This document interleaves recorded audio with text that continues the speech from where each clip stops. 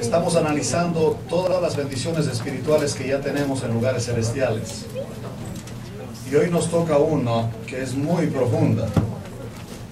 Y realmente pienso que muchos cristianos no entienden este asunto. Lo hermoso de esta doctrina de la redención es el tema que tenemos hoy. Y la palabra que quiero que se quede grabada en su corazón es la palabra griega lutrón, que está traducido como redención. Y eso es lo que vamos a analizar hoy. Vamos a ir al fondo para ver de qué se trata lutrón. Cuando pienso en esta palabra, me recuerda mucho esos términos como el protón, el neutrón, el electrón. Pero este es lutrón. Y vamos a ver el impacto que hace esta doctrina en la vida del creyente. Cómo Dios preparó el terreno para dejarlo clarito cuando Cristo murió en la cruz, que Él era nuestro Redentor. ¿Sí? Este plan de la Trinidad, el pacto eterno que se hizo antes de hacer nada, ya estaba bien trazado.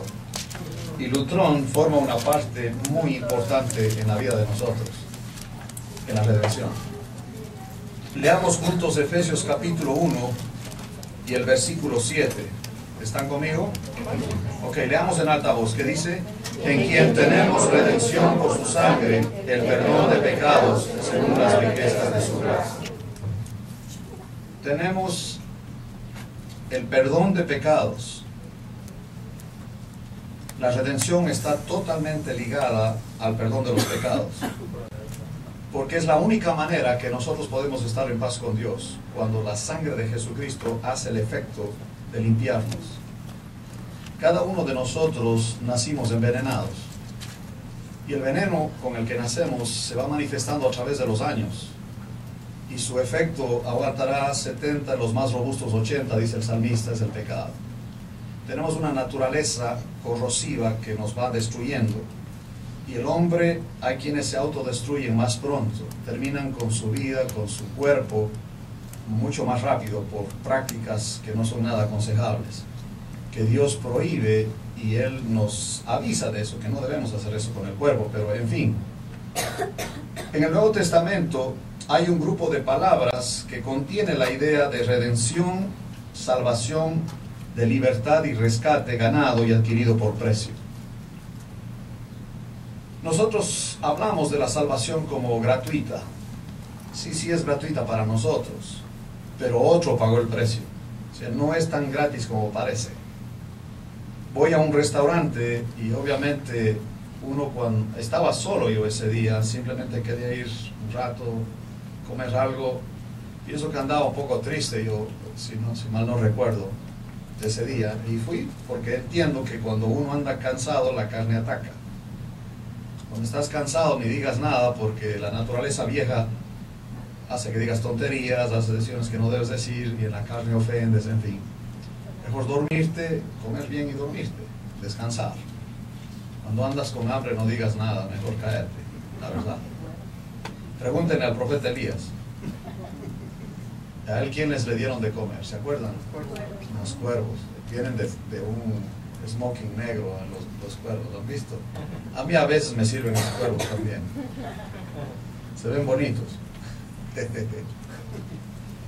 El punto es que llego a ese restaurante y ya comí y ya me toca salir, y entonces voy a ese puestito donde pagas, ¿no? Donde dice caja. ¿Han visto caja? Entonces quiero pagar y el que está ahí me dice: señor Campoverde, ya está pagado. Entonces, lo que uno debe hacer cuando alguien te dice así en un restaurante, ¿qué es lo que debemos hacer? Muchas gracias y te vas, ¿verdad? Pero uno es bien sonso. Y yo empiezo a preguntarle, bueno, ¿y cómo fue eso? ¿Quién pagó? En fin, ¿para qué preguntar eso? ¿Qué tal si se arrepiente y me toca pagar a mí? Deberías decir muchas gracias y te retiras, ¿no? ¿Verdad? No, pero yo estoy insistiendo, no, ¿y quién fue? Que quiero saber quién fue el que pagó, que no sé qué. Y en eso sale el dueño del restaurante de su oficina, y yo no le reconocí a ese hombre, pero él sí me conocía, y me dice: hermano Campoverde, me dice, él es creyente, ¿no? Me dice: lo que pasa es que yo soy el dueño de este restaurante. Y él usó un término interesante, dice: yo quería bendecirle a usted hoy, y por eso le dije que no lo cobrara. Yo le escucho a usted en la radio, le he escuchado predicando en varios lugares y el Señor le ha usado a usted en mi vida, me dice. Sí. Yo ese día comí gratis, pero otro pagó. ¿Entiende el punto? O sea, no es gratis, gratis. Es gratis para mí, pero otro pagó. Y básicamente la redención es eso. Otro pagó el precio para que yo pueda salir libre. Libre, y hoy vamos a meternos a fondo a ver de qué. En el griego clásico la palabra lutrón está mayormente en plural, lutra. Y su significado básico es, de la redención es precio de la libertad. ¿Puedes repetir? Precio de la libertad. Esa es la redención. Que tú tenías un precio. Venía yo en estos vuelos últimos que hice leyendo acerca de un pintor holandés que el cuadro, uno de los cuadros más famosos de él, que fue contemporáneo de Van Gogh, cuando él vivía, lo vendió en 300 francos. Era muy barato. Lo que cuesta ahora ese cuadro no tiene nada que ver con 300 francos.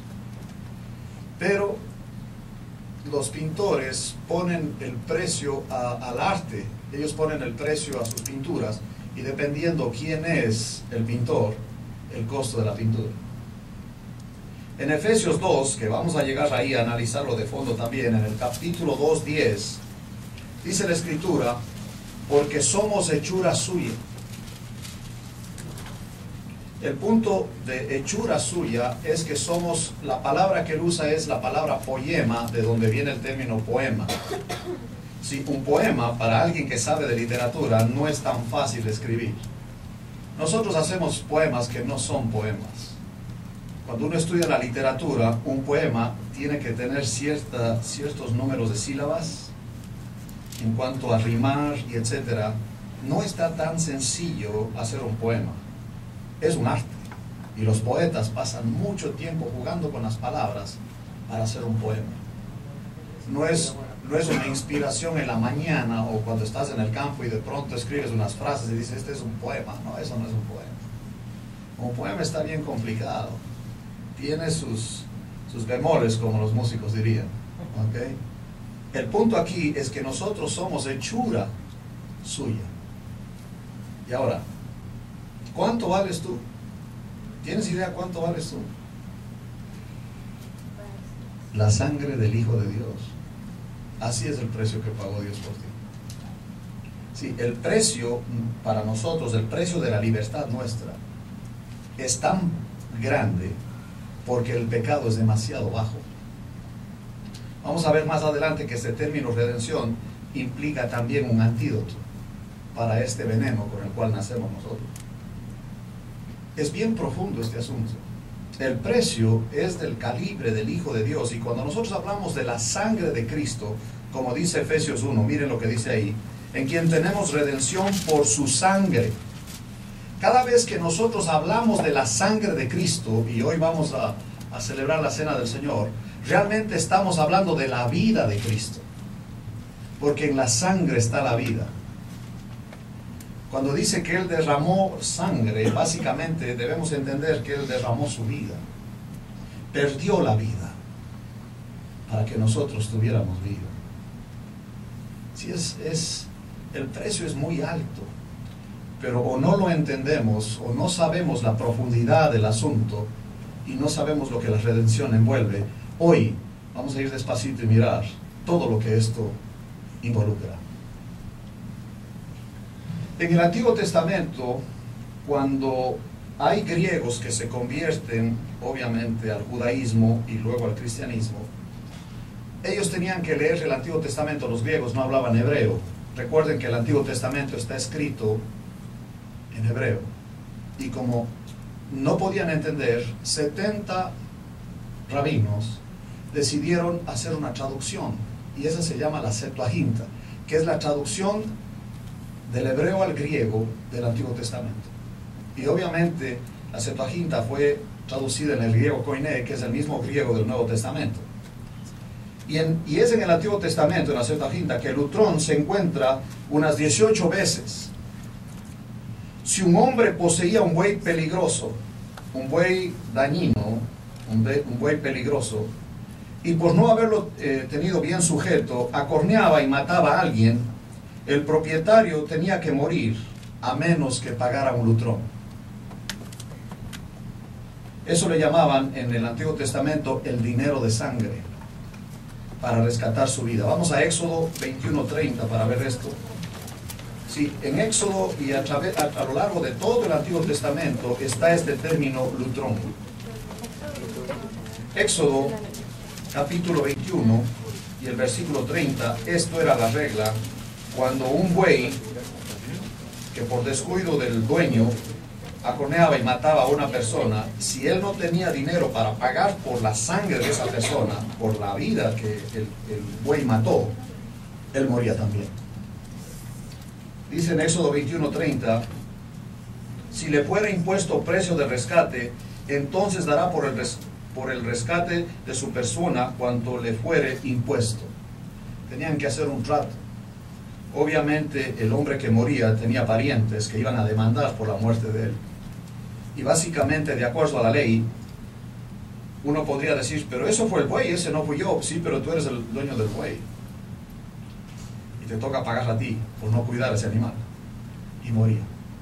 Moría si no podía pagar el lutrón. Así que el rescate era lo que se llamaba el lutrón. Ahora, si un hombre asesinaba deliberadamente a otro y no había lutrón para él, debía ser ejecutado. Miren conmigo en Números 35.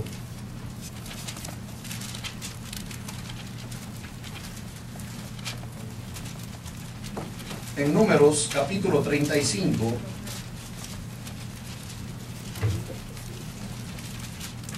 vamos a leer versículos 31 y 32. Números 35, 31 y 32 dice, y no tomaréis precio por la vida del homicida, porque está condenado a muerte. Indefectiblemente morirá. Ni tampoco tomaréis precio del que huyó a su ciudad de refugio, para que vuelva a vivir en su tierra hasta que muera el sumo sacerdote. Habían reglas. El que mató deliberadamente debía morir. La ley dice, a cuchillo mata, a cuchillo muere. Y así era, no había precio, ¿no? Si un israelita de suma pobreza, un paupérrimo diríamos nosotros, se vendía a un extranjero rico, él por zafarse del problema dice, bueno, me vendo a ti, voy a ser esclavo tuyo, me pagas por mi vida, así él puede dar eso a su familia. En la suma pobreza se vendían a sí mismos. En Levítico 25, 51, vamos a ver lo que pasaba ahí. En Levítico,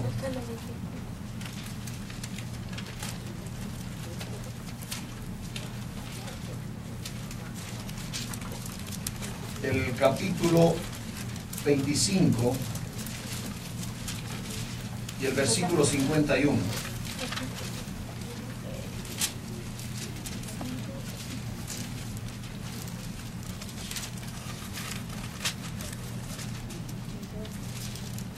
Si aún fueren muchos años, conforme a ellos devolverá para su rescate del dinero por el cual se vendió. Tiene que pagar, si quiere la libertad. Tiene que devolverle el dinero al que le compró para poder ser libre. Un caso muy difícil en cuanto a la vida del hombre y a la ley y el Antiguo Testamento, es el caso de un hombre celoso. De un hombre que encuentra a su mujer con otro hombre en adulterio. Obviamente, él quiere vengarse y no va a aceptar ningún lutrón en lugar del desquite.